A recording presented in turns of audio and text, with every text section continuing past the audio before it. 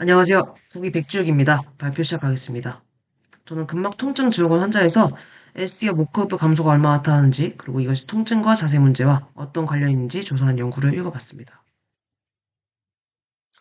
이 연구는 근막 통증 증후군 환자에서 경합골 움직임 문제와 그리고 목커브 감소가 얼마나 나타나는지 확인을 하고, 이것이 통증과 자세 문제, 이 두 개 간에 어떤 관련이 있는지 알아보는 연구였습니다. 이제 그 만성 목통증을 가진 101명을 모집을 했고요. 이제 사용된 검사들로는 통증은 바스로 통증을 확인했고, 그리고 포스처 이밸류에이션 폼으로 머리 위치, 어깨 정렬, 척추 정렬, 자세 이상을 확인했습니다. 그리고 견갑골 운동 이상 검사는 SDT로 했고요. 그리고 견갑골 외측 이동 검사는 LSST를 했습니다. 그리고 이제 콥스, 엑스레이에서 경추 전만 각도를 측정하는 방법을 사용했다고 합니다. 그래서 연구 대상자 중에 52.25%는 경추 전만 소실이 있었고 44.5%는 SD가 있었다고 합니다. 경추 전만 소실이 있는 사람은 활동 시 이제 통증이 유의하게 더 높았고 SD가 있는 사람은 모든 통증 점수가 더 높았고 통증 지속 기간 또한 더 길었다고 합니다. 그리고 이제 SD가 있는 환자들은 다음 자세 문제가 유의하게 더 많았다고 했는데 그 자세 문제는 4개 이 다음과 같습니다. 첫 번째는 숄더 이밸리에이션, 그 다음에 두 번째는 라운드 숄더, 세 번째는 FHP, 그리고 네 번째는 카이포시스였습니다. 특히 SD랑 경추 전만 소실 동시에 갖고 있는 경우에는 흉추 후환이 더 심했다고 합니다. 그리고 SD 환자랑 SD의 경추 전만 소실 같이 있는 환자에서 트리거 포인트 존재율이 유의하게 높았습니다. 그 말인즉슨 SD가 단순히 어깨 문제만이 아니고 목 통증, 자세 이상, 근막 통증, 경추 정렬 문제와 강하게 연결되어 있다는 것을 의미한다고 하였습니다. 그래서 근막 통증 증후군으로 진단된 만성 목 통증 환자에서 경추 전만 소실과 SD의 존재는 통증과 자세에 부정적인 영향을 미치는 것으로 나타났다고 합니다. 목 통증 같은 경우는 흔한 문제고 전체 인구의 70% 영향을 미친다고 합니다. 목 통증 원인은 추간판, 후관절, 근육, 인대 등의 병변이 포함되며 경추의 과도한 움직임이나 장기간 나쁜 자세로 앉아 있다거나 좌식 생활 습관, 목 부위 연부 조직 손상 등으로 인해 경추 안정성이 감소할 수 있고 이것은 경추 전반의 소실을 유발할 수 있다고 합니다. 근막 통증 증후군은 근골격계 통증의 가장 흔한 원인 중 하나고 특히 특정 근육이나 근막에 존재하는 트리거 포인트로 인해서 감각, 운동, 자율신경계 증상이 나타나는 질환이라고 했습니다. 그리고 MPS 같은 경우에는 만성 비특이적 목 통증의 주요 원인 중 하나라고 알려져 있다고 했습니다. 견갑골은 이제 어깨대랑 목을 연결하고 이 부위 안정성과 움직임을 유지하는 데 중요한 역할을 합니다. SD는 만성 목 통증 원인 중 하나고 상지의 움직임 중에 정상적인 견갑 상한 리듬이 깨지거나 안정식 견갑골 위치가 비정상적인 상태로 정의를 했습니다. 그래서 만성 목 통증, 근막 통증 증후군, SD의 발전 기전을 보면 공통적으로 이러한 요소들이 중요한 역할을 한다고 했습니다. 첫 번째는 근육의 장기간 과사용 혹은 과도한 사용, 두 번째는 근력 감소, 세 번째는 비정상적인 근육 움직임 패턴, 네 번째는 결합 조직의 생리 변화, 다섯 번째는 고유 수용 감각 감소, 여섯 번째는 아로형 감소, 일곱 번째는 노화, 여덟 번째는 신체 중심선에서 이제 변화가 생겨서 나쁜 자세로 인해서 만성 목 통증, 근막 통증 증후군, SD가 생긴다고 했습니다. 그래서 이것들을 다 조합해보면 근막 통증 증후군은 단순히 통증만이 문제가 아니고 자세 이상, 경추, 그리고 흉추의 정렬 이상, 그리고 SD 이렇게 서로 원인과 결과 관계를 형성한다는 것을 알 수 있었습니다. 그래서 기존 문헌에서는 어깨 문제 환자의 SD 조사한 연구 많지만 만성 목 통증 환자에서 견갑골 정렬, 그리고 경추 정렬 함께 분석하는 연구는 제한적이라서 그래서 연구를 했다고 합니다.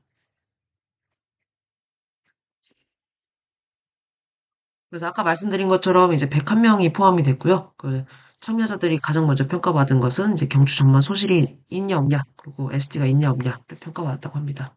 그리고 이 두 요소가 통증이랑 자세 이상에 미치는 영향을 분석해서 그룹을 4개로 나눴고요. 그룹 1 같은 경우에는 경추 전만 소실이 없고 SD 없는 이제 정상군들, 그리고 그룹 2 같은 경우는 경추 전만 소실만 있고, 그룹 3는 SD만 있고, 그룹 4는 경추 전만 소실에 SD 이렇게 둘 다 있는 그룹을 했다고 합니다. 그래서 이 그룹들 간의 통증과 자세 이상을 비교했습니다. 평가 항목으로는요, 첫 번째는 이제 트리거 포인트 검사를 했습니다. 목과 등 부위 근육을 팔페이션하고, 그리고 근막 통증, 트리거 포인트 존재 여부를 평가했습니다. 그리고 통증 평가는 바스로 했고요. 그리고 이제 ST 평가 같은 경우는 SDT로 해서 타입 1, 2, 3로 나누고 1은 이제 인페리어 미디어 볼더 돌출, 그리고 2는 미디어 볼더 돌출, 3는 슈페리어 미디어 볼더 돌출 이렇게 나눴습니다.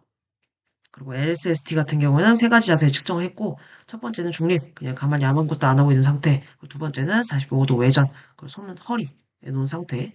세 번째는 90도 외전하고 완전 내전한 상태에서 했다고 합니다.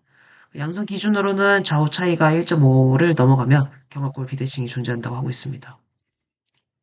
그리고 자세 평가는 이제 관찰만 했는데요. 측면과 후면 자세를 평가했습니다. 경추 전만 측정은 이제 측면 경추 엑스레이를 해서 콥 앵글을 사용했습니다.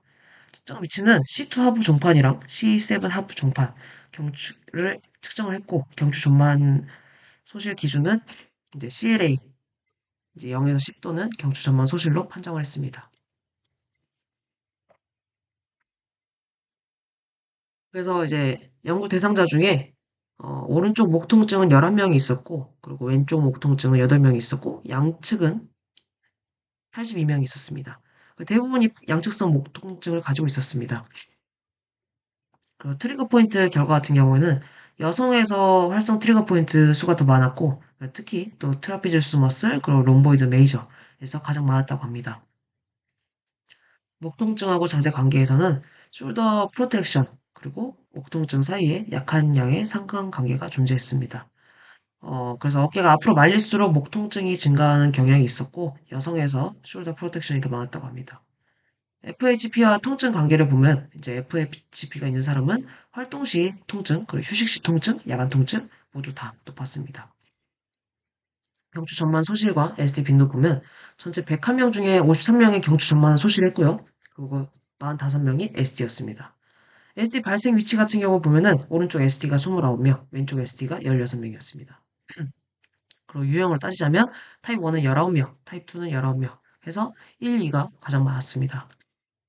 경추 전반하고 통증을 보면 목허브 감소할수록 활동 시 통증이 증가했습니다. 그래서 경추 전반하고 이제 트리거 포인트를 봤을 때 관계가 없었고, 그리고 경추 전반하고 자세를 봤을 때 유행 관계가 없었다고 합니다.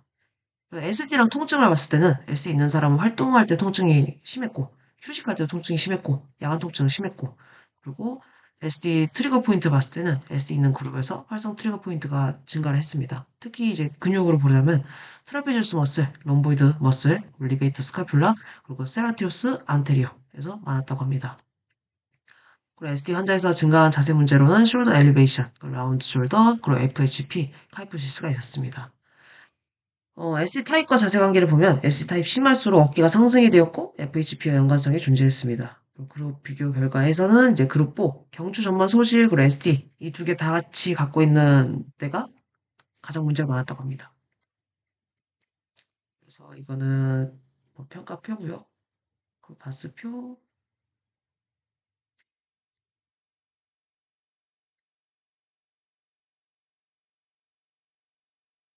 그래서 이 연구에서는 52.25% 환자에서 경추 전만 소실이 있었고 44.5에서 SD가 관찰이 됐다고 합니다. 그리고 경추 전만 소실이 있는 사람은 이제 활동할 때 통증이 더 높았고 SD가 있는 사람은 모든 뭐 활동 시, 비활동 시, 뭐 야간에 통증 점수, 그리고 통증 기간까지 더 높았다고 합니다.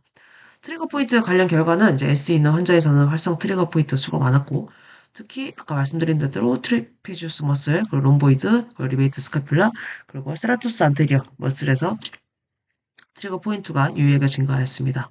그리고 자세 관련 결과에서는 SE 있는 환자에서는 어깨 상승, 라운드 숄더, FHP, 흉측만 있었다고 합니다.